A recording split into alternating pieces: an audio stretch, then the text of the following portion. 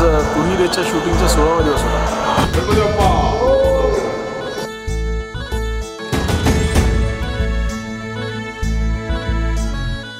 आणि कोल्हापूरमध्ये आम्ही आज आलो आहोत संजय घोडावत मेसीवर.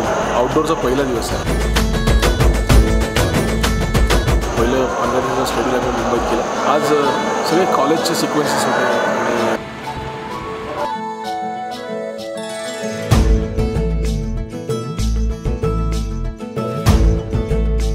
तेजस्विनी खूप सुंदर दिसत म्हणजे सकाळी रेड ड्रेसमध्ये तिचा शॉट घेतला. मला राहावलं नाही. मी भरपूर तिचे शॉट्स घेऊन दिले म्हणजे कदाचित प्रोमोसाठी यूज होतील.